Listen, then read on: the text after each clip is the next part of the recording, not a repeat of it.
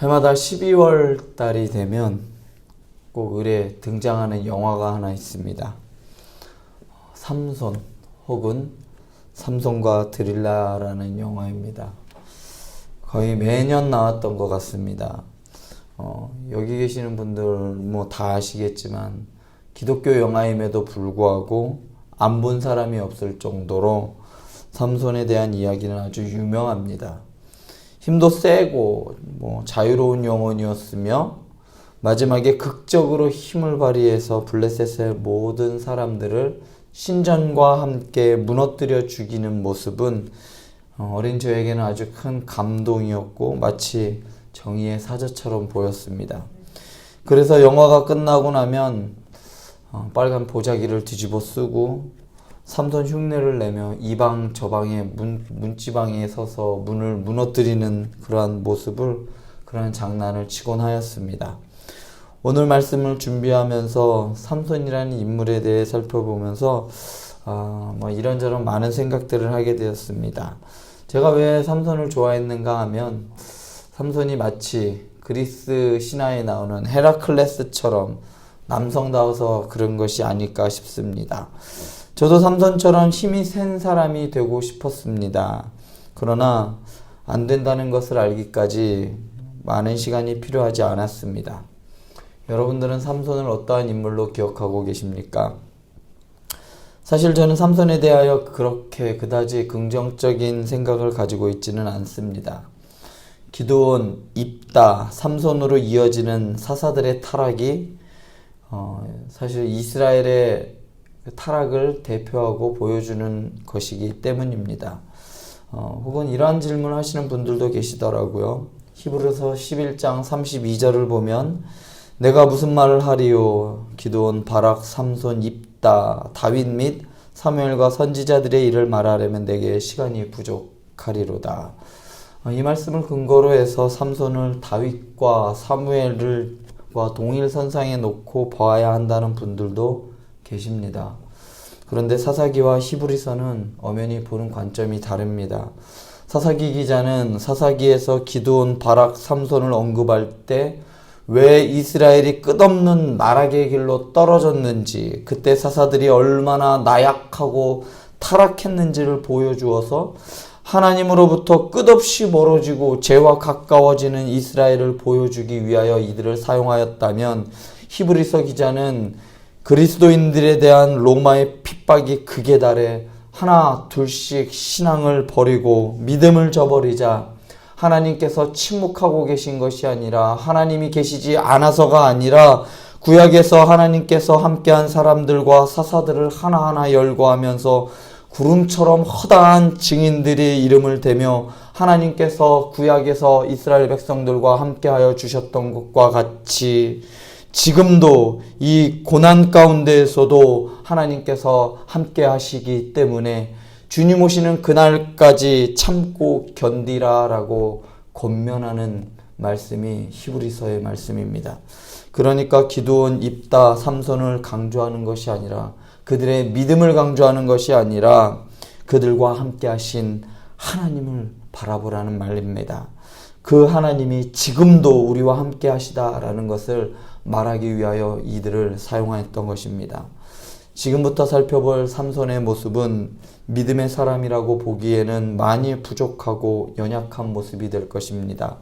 그러나 분명한 것은 이스라엘의 마지막 사사로서 세움받은 삼손은 인간 사사의 한계점이 어디인가, 인간들이 세운 사사가 얼마만큼 한계인가 라는 것을 보여주면서 우리에게 진정한 희망이 어디에 있는가를 알려주기 위하여 사용된 것이라고 생각됩니다.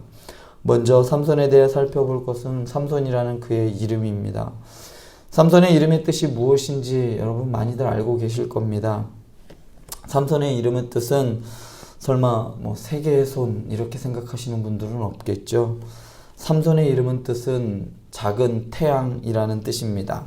처음에 삼손의 이름의 뜻을 들었을 때 멋있다라는 생각이 들었어요. 와, 태양이야. 그것도 아니고 작은 태양.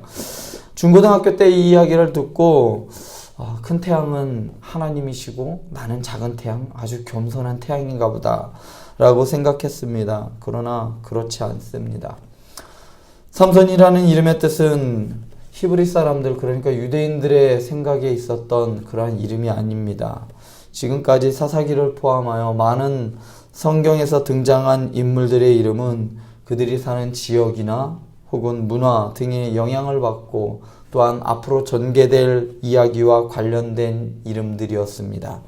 그런데 그 중에서도 삼손의 이름은 종교와 연관이 되어 있습니다. 삼손이라는 이름의 뜻은 본디, 태양을 숭배하는 종교의 영향을 받은 것으로 보입니다. 특히 삼손이 살고 있던 소라와 에스다올 사이에서 그다지 멀지 않은 곳에 베세메스라는 곳이 있었는데 이 지명의 문자적인 뜻이 태양의 집입니다. 더군다나 가나안의 태양의 신의 이름이 세메시였는데 이 이름이 삼손이라는 이름이 이 세메시라는 이름과 어근이 같습니다.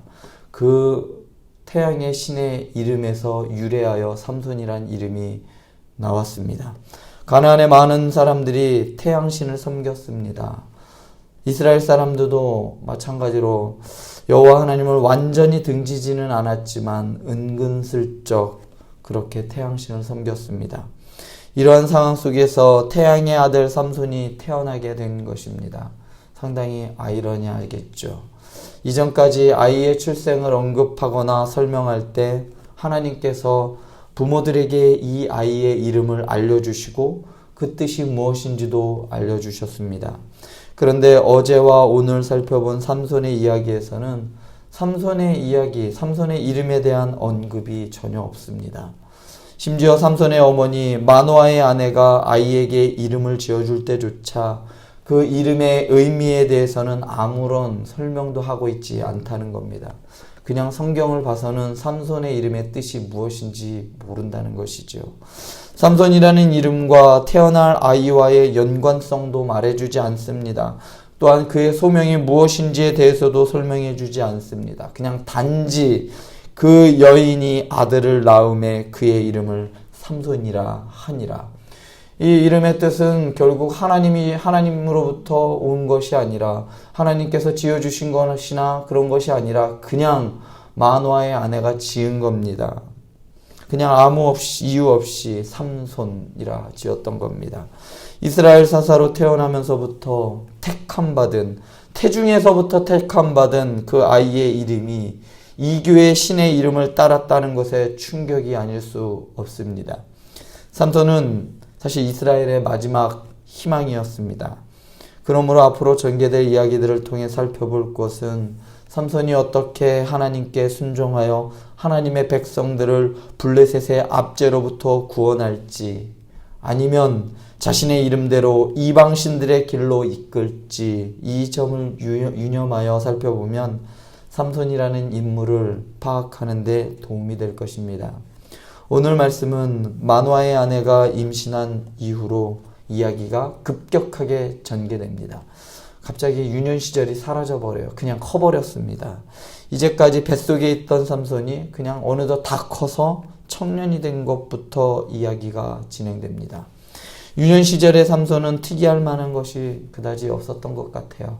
그냥 보통 아이들인 것 같습니다. 그런데 어느덧 삼손이 청년으로 자랐습니다. 그리고 여호와께서 그에게 복을 주시는데 여호와의 영이 삼손을 움직이기 시작하였습니다.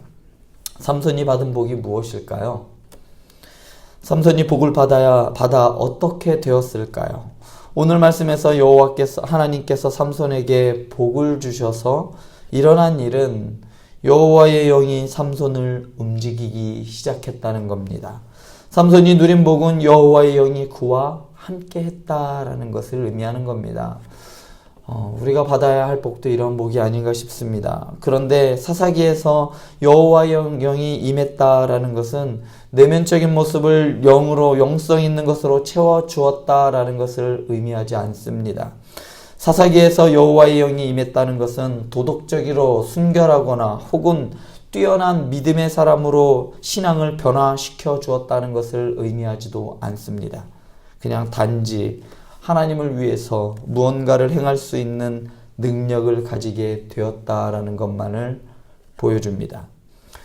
그래서 신학자 매튜는 이렇게 이야기합니다. 하나님의 영이 임했다는 주제는 그들이 이스라엘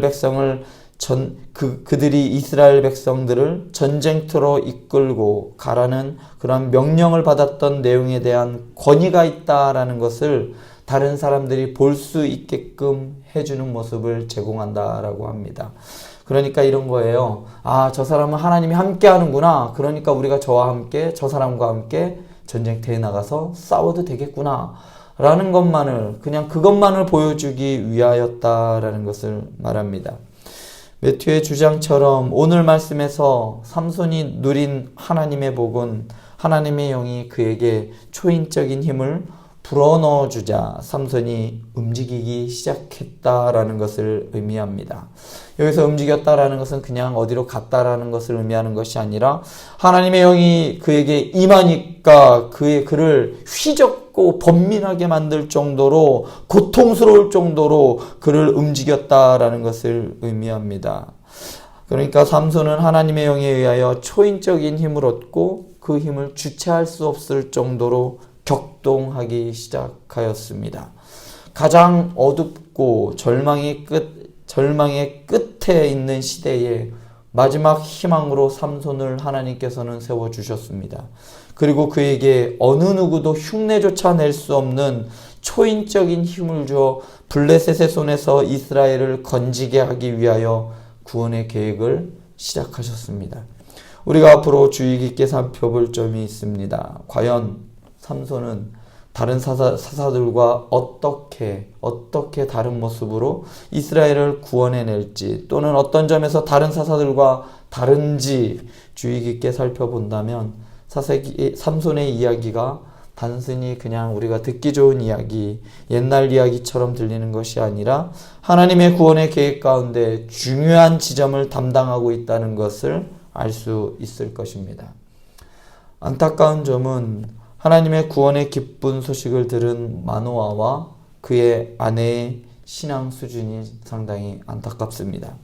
하나님께서 여러분들에게 오늘 밤에 사자를 보내주셔서 앞으로 대한민국을 위해 한 아이를 잉태하게 해줄 것이고, 그러한 계시를 받았는데 정작 그 아이가 태어나자 아이의 이름을 법정 혹은 만해, 이렇게 불교식 이름으로 짓는 것과 크게 다르지 않습니다.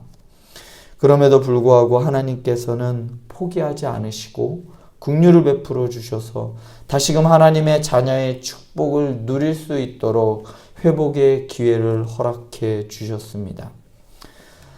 사사의 이름을, 이방신의 이름을 따서 지을 정도로 타락한 시대였고 구제불능이었지만 하나님께서 구원을 시작하셨듯이 선한 것이라곤 눈꼽만큼도 없고 찾아볼 수도 없는 나를 위하여 구원을 베풀어 주셨습니다.